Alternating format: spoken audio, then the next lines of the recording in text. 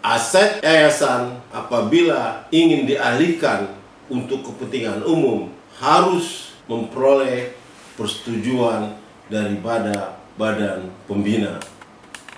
Nah, sepanjang pembina yayasan itu tidak setuju, sepanjang pengurus yayasan tidak setuju, ditambah lagi pengawas yang tidak setuju, maka peralihan pengelolaan aset itu tidak bisa terjadi begitu saja.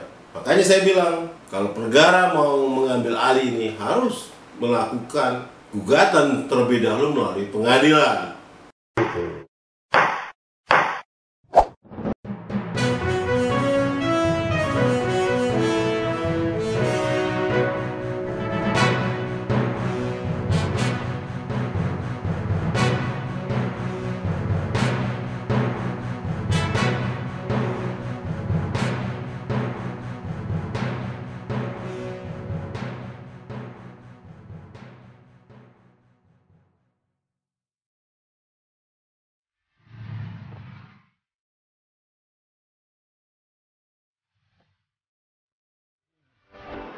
Assalamualaikum warahmatullahi wabarakatuh.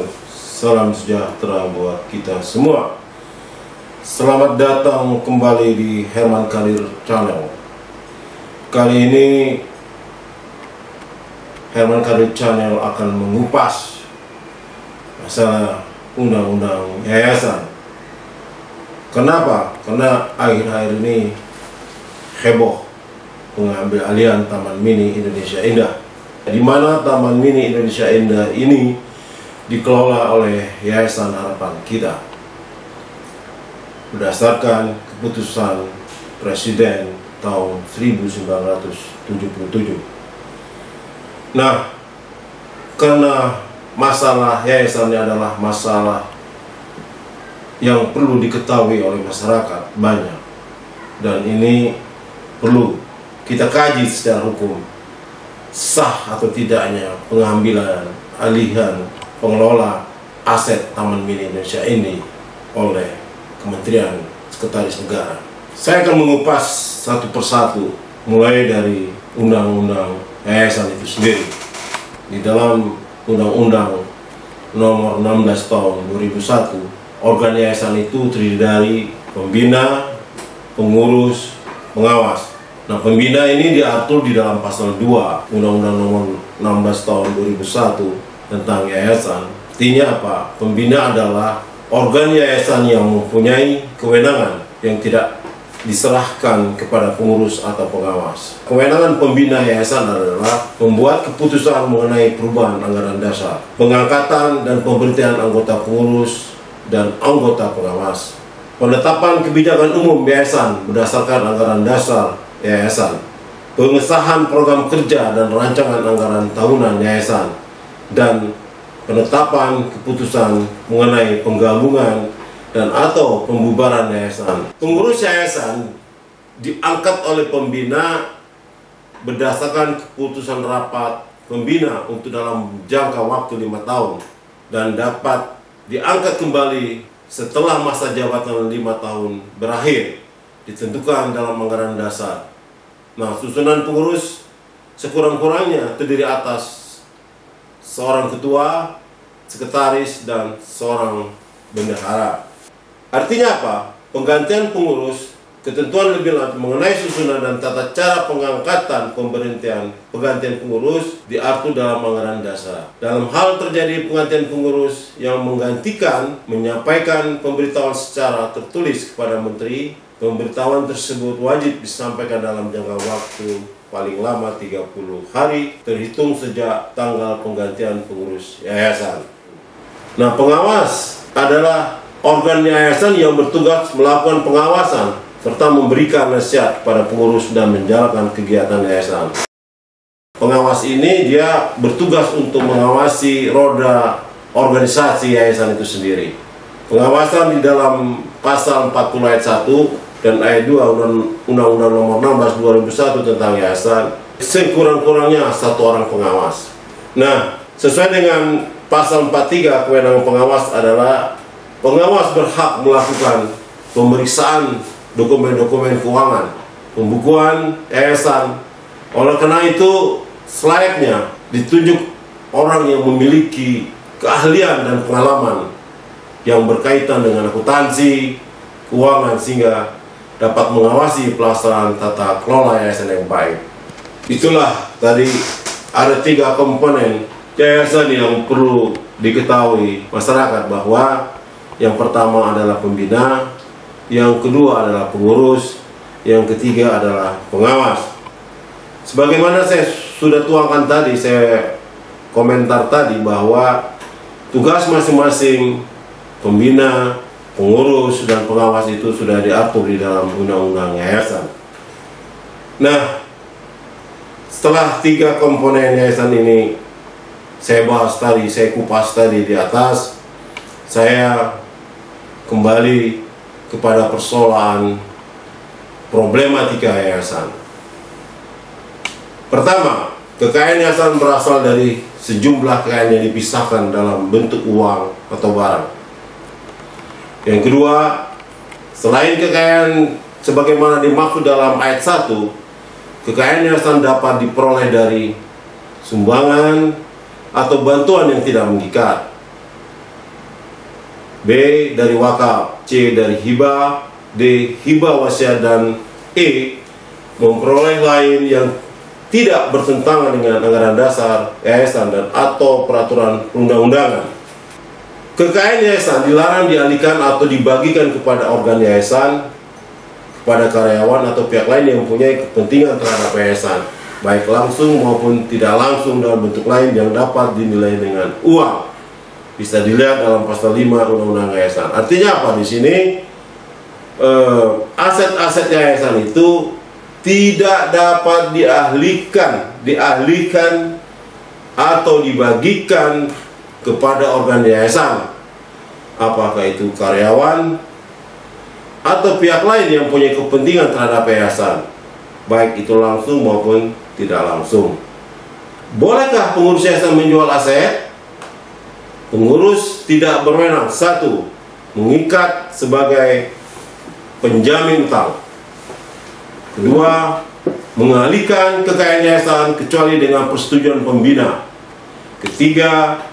Membebani yayasan untuk kepentingan pihak lain.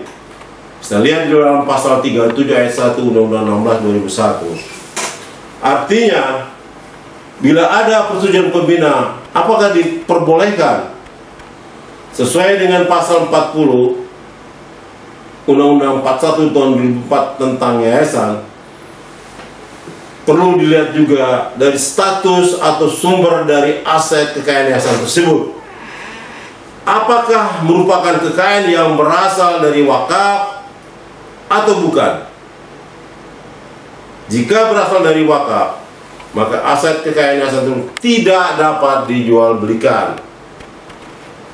Begitupun juga kalau aset yayasan itu berasal dari negara, aset yayasan itu juga tidak dapat dialihkan atau diperjualbelikan begitu saja. Bagaimana jika dialihkan demi kepentingan umum? Hal ini dapat dilakukan apabila memperoleh izin tertulis dari Kementerian Agama kalau yayasan itu, tanah itu, aset itu berasal dari wakaf. Dan juga harus ada persetujuan dari Badan Wakaf Indonesia. Jadi harta benda wakaf yang sudah diubah statusnya tersebut wajib ditukar harta bendanya sekurang-kurangnya sama dengan harta benda wakaf. Ini bisa dilihat dalam pasal 41 Undang-Undang 41 nomor 2001. Artinya apa? Apabila menghendaki menjual aset yayasan, mengalihkan aset yayasan yang berasal dari wakaf tersebut, harus ada penggantinya sebesar senilai tanah wakaf atau tanah yayasan atau tanah negara itu. Pemirsa Herman Kadil Channel yang berbahagia, kalau saya lihat di dalam pasal 26 ayat 2 Undang-Undang Yayasan diperoleh penjelasan bahwa sumbangan atau bantuan yang tidak mengikat adalah sumbangan atau bantuan sukarela yang diterima yayasan, baik itu dari negara, masyarakat, atau pihak lain yang tidak bertentangan dengan peraturan perundang-undangan yang berlaku. Nah, di dalam pasal 26 ini jelas sekali bahwa yayasan itu boleh menerima bantuan dari negara. Artinya apa? Taman Mini Indonesia itu adalah tanahnya adalah aset negara.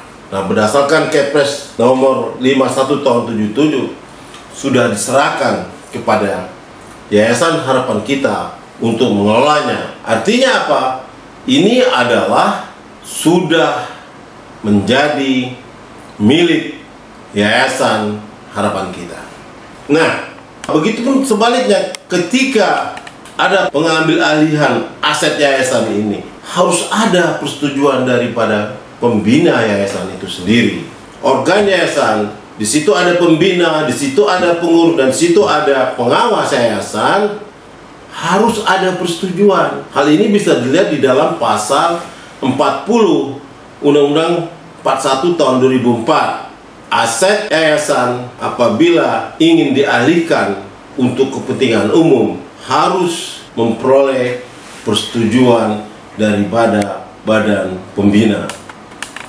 Nah, sepanjang pembina yayasan itu tidak setuju, sepanjang pengurus yayasan tidak setuju, ditambah lagi pengawas yang tidak setuju, maka peralihan pengelolaan aset itu tidak bisa terjadi begitu saja.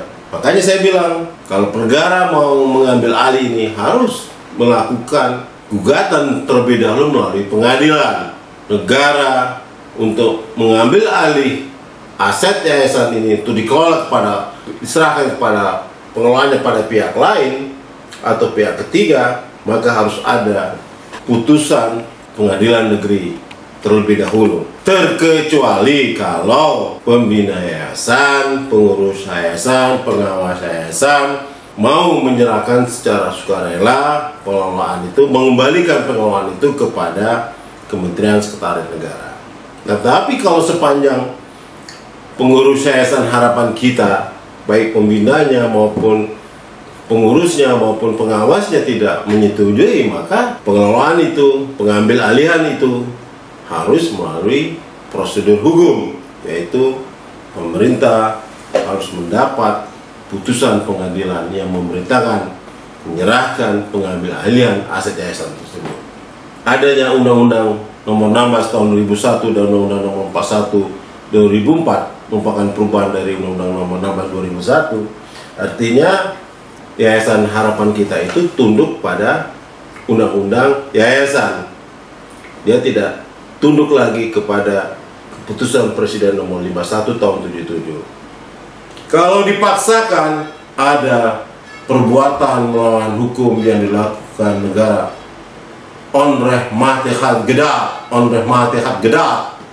Artinya apa? Di situ ada perbuatan melawan hukum yang dilakukan oleh penguasa terhadap Yayasan Harapan Kita. Demikian, wassalamualaikum warahmatullahi wabarakatuh.